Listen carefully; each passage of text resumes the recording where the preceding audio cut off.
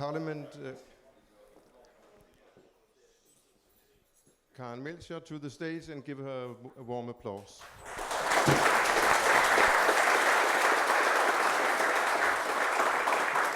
Thank you very much. One of us on the stage enjoys applauses more than the other, and I don't think holding her back will help. This European flag is all of ours, but it's also what has been the center of a lot of debates and policy fights for a free and open internet for the last few years, for the last few decades. There is copyright reform, there is a fight for net neutrality, there is upload filters, there is a lot of the things that you've been discussing in this camp and that you'll be discussing in the CCC camp further on. We now have a new term for both the European Parliament. We also have a new term for the European Commission. And we will be having, let's see if this works. It might not work. Flag is blowing in the wind. We will be having this lady, Ursula von der Leyen, as the head of the European Commission. She had a speech in the European Parliament where she described the digital change as follows. She was discussing the French wheat farmers experiencing drought. She was discussing the French population experiencing a deadly heat wave. And then she was talking about the concrete effects of digitalization.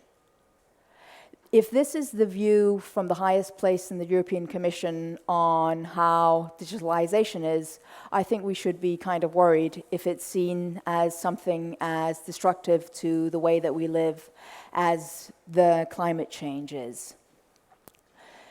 I have titled this talk as a new digital frontier, because I think that we're moving into uncharted territory.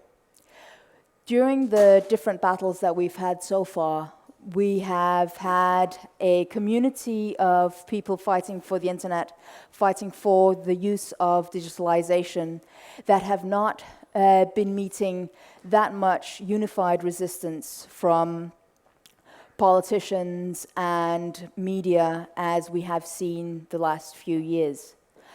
I believe that the copyright reform recently was one of the times where we saw the old industry protecting their business models in an effective way, where we were not able to stop the reforms and to stop the upload filters that have been included in the new directive. So what is on our horizon as we start out in the next 5 years? There has been leaked a document, and there's been leaked some intentions from the European Commission about looking into especially digital platforms and also looking into the e-commerce directive. The e-commerce directive allows us as users to upload content without the platforms being held responsible. What we're seeing is the European Commission wanting to hold these platforms responsible for the content that the users are uploading to a much larger extent than it has been up until now. The problem for me is that they see platforms as a unified thing. Instead of seeing platforms as multifunctional, they only see them as having one function and only being regulated in one way. But each platform has different usages for each user, and also the number of uses that we have for each platform is ever increasing. And the way that we regulate the platforms shouldn't be exclusive to one way of seeing each platform. If we look at, for example, Facebook, it's a sales platform on their marketplace. It's a repository for pictures. It is a message platform. It is an iMessage platform. And all of these uses have different responsibilities for the platform and for the users. But if you view, from a regulatory point of view, if you view the platform as just being one thing, you won't be able to actually regulate it in a well-functioning way. I think we should, instead of looking at the platforms and looking at the way the digital tools are as a knife on our dinner table, we should perhaps more see it as the Swiss Army knife that we used to have in our pockets when we could still have pocket knives. It has multiple functions according to what you pull out, and we should therefore allow for this in the regulation that we have. Unfortunately, it seems like the way that we regulate at the moment is not used to having multifunctional digital tools, multifunctional digital platforms or media. If you see the platforms as a distributor of news and you want to regulate it as a traditional media, I think you've misunderstood what a platform is and how it can be used from different users' perspectives. And we would need to have a way of regulating this that corresponds to the different uses that we have. It's also a new frontier in the way that we've been used to having digital tools, we've been used to having the internet as a tool that regulates part of our life. But where I see it now is that everything in the way that we live our lives is being formed by the way that digital tools and digitalization is regulated and is being used. Therefore, we need to be able to build in the values that we want in our society into the digital world instead of just having it as something that is considered a tool, is considered technological behind a screen. In order to do that, we need to look at, well, what are the values that we have? What are the things that we want to protect? What are the people that are creating the tools? We all come with different backgrounds and different ways of seeing the world. If we are not aware of the consequences that the tools that we build, then we will be creating a world where we build in values into society that we do not agree with, and perhaps build in discrimination and biases into the technology that we're building. In order to look at this, we need to actually think about what is the end goal of what you're doing. You can't any longer say, well, I'm only building a small mechanical thing, a technological thing that will be helping to a short-term goal. You actually have to look at, well, what will the consequences of the tool that you're building be for the society that you want to be living in? There is not a lot of ways of doing this that is clear at the moment. You will have to actually think about, well, how do you see the world from different perspectives? We all have our own personality that we bring into the room. Some of us also bring a dog that you might be able to hear on the video. But you need to be aware of what you're bringing into a team, what you're bringing into the technology that you're building, in order to avoid the technology that you're building being imbued with values that you don't want to see enlarged or increased in the world. And I think that's why we need to stop looking at digital regulation as just a technological mean and a way of regulating a platform or a technology, but a way of actually looking at which world we want to create and which world we want to live in. And that's why we need to have not just technology, but values as the focus for the regulation that we have. A lot of the time, though, when we talk about values, when we talk about the ideology that we have, we often talk about what we do not want. We do not want discrimination. We do not want criminalization of free speech. We do not want journalists to be put in jail. We do not want whistleblowers to be put in jail. There is a whole list of what we do not want.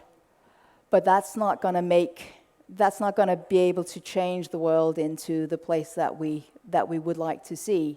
if we're only fighting against something, I don't think that we can change the world into the future that we want.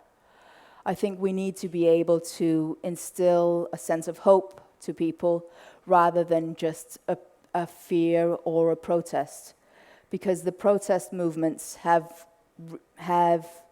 made us come so far, but I don't think that they will be able to continue working in creating a world that we want. It will perhaps only be able to stop certain things. And I think if we act in contrary to something that we do not want, we actually boost what we do not want by giving it more oxygen and more power by continuing to address the things that we do not want. So what should we do to actually encourage and to let grow the values that we do want? I think we should try and talk not about what we do not want, but what we do want. We do want a society where we all have equal opportunity and we are able to create the future for ourselves that we want, no matter where we're born, what our skin color is, which gender that we are. And we should do that in a way, in order to create that world, we need to celebrate those that open up the world for each other and create equal opportunities instead of going after those who are being discriminatory. We should also look at ourselves and say, what am I bringing to the table? What is my outset on the world? A lot of us look at the world and see, well, I've fought my way here, I have achieved these things, I have gotten an education, I've made it through university, I've gotten a job because I was self-made, because I had all of these capabilities in myself that allowed me to come there. I think often we forget the privileges that we have, each of us, and believe that we are pulling ourselves up by our bootstraps and have made the world our place and our place in the world. We need to be able to see, well, what is it that I've been given by the world as well, and also therefore realize what luck and what privileges that we have, and therefore be able to give those same privileges to others. So instead of only saying, well, we don't want Trump, we don't want Danish People's Party, we don't want populism, we don't want censorship, well then try and look at, well, what kind of world, which values do we want, and how will the tools and the digital world that we are creating, how will that actually contribute to this? And look into, well, what could the biases that we're building in end up creating or destroying in the world that we see? I think that it's important to try and say, well, what are the hopes that we see? I think instead of, we need to put pressure on the politicians that are regulating them, and I'm hoping that you will be helping me in being able to shift the digital agenda and also push for the right things instead of the wrong. But I think we should also celebrate the advances that we've already had, that we have made some positive progress. We have ensured net neutrality in the EU. We did stop ACTA now many years ago. The reform of the copyright directive was not quite as bad as we could have seen it be. We did get exceptions for libraries, we did get exceptions for Wikipedia, and try and promote the champions of the values that we want instead of only pushing and punishing the things that are going against. There are a few things that will be coming up during the next 5 years. There is the reform of the e-commerce directive that I mentioned earlier. There is also the regulation of terrorist content online. And I think it's important, in order to win these fights, that we try and actually go in with a more sort of optimistic and positive approach to things rather than going against things that we don't want. I think I'm going slightly in circles now. So I hope that I've tried to give you an idea of using values as the basis of technological regulation, and not only looking at regulation of digital issues as a technical aspect, but also looking into, well, how do we make sure that the values that we want to live by and the values that we want in our world are actually part of the technology that we have.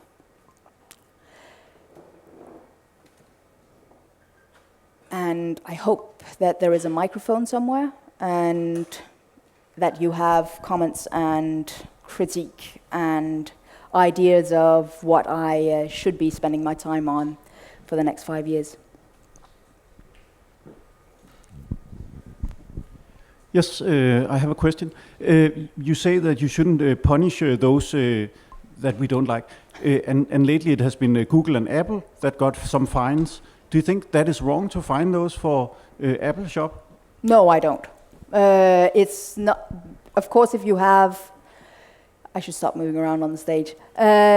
You should, of course, use the powers that you have in order to make sure that companies actually adhere to the laws that we have. But I think as a way of arguing for regulation and a way of arguing for the policies that you want, I think it's more effective to say, well, what is it that we do want, rather than saying, well, I do not want Trump, I do not want racism.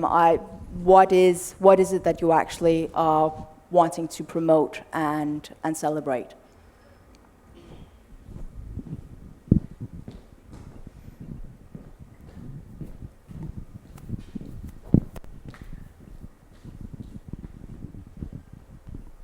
Hi, it's working. In the beginning, you said something about that people who are creating new technologies and are like innovative somehow, they should really consider and take care of what they are doing, because it can be used in a bad way. Do you have some examples? Or because from what I see, my perspective is everything that is quite of innovative can be used by the bad guys. So don't like put a pressure on making a smaller project just to be sure that no one can use it for a bad thing. Or What could be used for a bad thing? or that you said something that people, but what could be used? Like everything. If we stopped innovation by saying that this technology could also be used for bad, then I think the world would kind of stop. And the world shouldn't stop. But I think you should be aware of, are we building a technology that will allow for discrimination, for example, that will allow for using the data. For example, if you collect data and profile people, what kind of data will you allow to be collected, and which kind of profiles will you allow to build on people? So that you don't end up having a filter mechanism or a digital profile on people that allows for discrimination that you would not have allowed for otherwise. By collecting different bits of information, then foreseeing that this would be a Hispanic or a black person or a person living in a specific area, or their sexuality, and therefore excluding them from seeing certain results or for getting certain jobs or for having insurances and these kinds of things. Hi. Thanks so far for the talk and having so much time actually available for asking you questions. So I'm a journalist. I work for an organization called OCCRP. We conduct investigations into organized crime and cross-border corruption. This is going to be slightly... So I know you're working on parliamentary sort of collaboration between the EU and, for example, like Azerbaijan. Azerbaijan doesn't really have like the best track record when it comes to being very nice to journalists, to put it very lightly. I would really love to hear your thoughts about, how do we still collaborate with the people that we can see as allies in the parliament in Azerbaijan, and how do we? I think that's my question. I think it's you.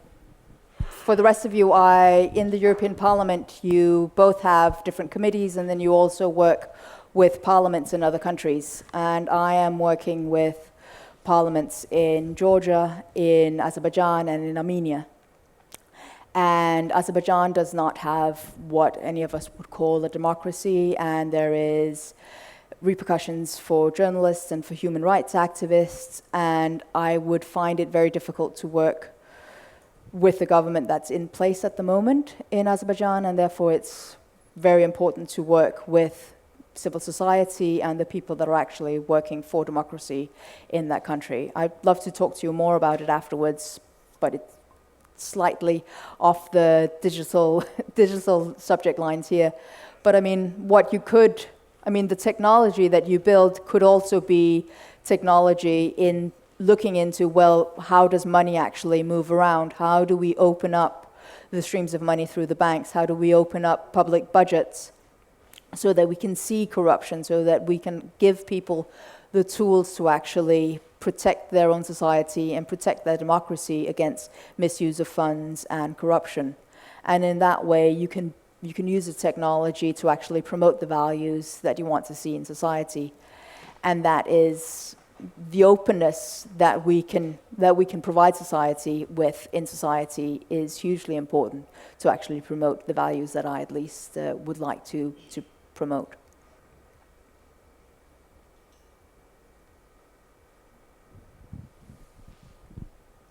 Any other questions?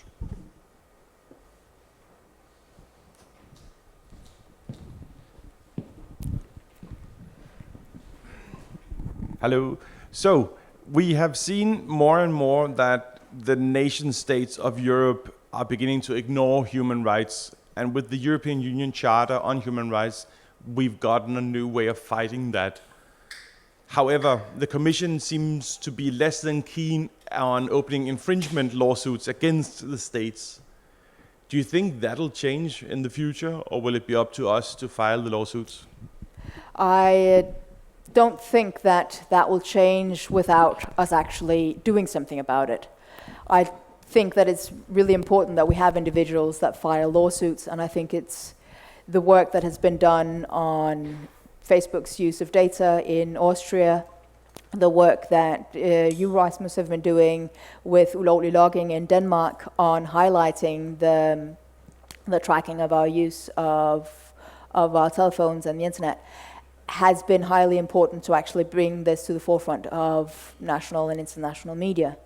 I think we have an important role in the European Parliament to actually work for the implementation and upholding the rights that we have as European citizens. Because we have a lot of fine regulation, some of it less fine, some of it more fine, but we have a lot of regulation, and if we don't uphold that, then it's not really worth having it written down on paper if it's not going to be respected.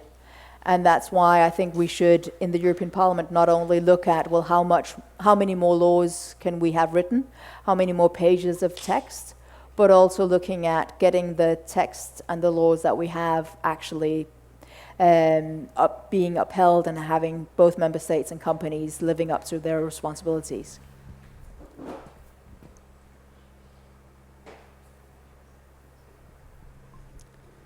No further questions? In that case? Then I would thank you all for both being here at the camp and also coming to my keynote, which was a bit more values-based and aspirational in the ideas of how I would like to see the regulation that we have and how we act on it. I'm starting out for 5 years working in the European Parliament, and I'm quite curious to see what will actually be proposed by the Commission. There has been a leaked document on how they want to look at the digital service market, single market, but new things will appear. And I would really like if all of you would help both me and other deputies of the European Parliament to keep fighting for free and open internet and a free and open society. A lot of the people that have left the European Parliament this summer, such as Julia Reda and Marietje Schaake, were strong proponents for a free and open internet and have left some quite large shoes to fill. And I hope you will be able to help me fill those shoes. Thank you very much.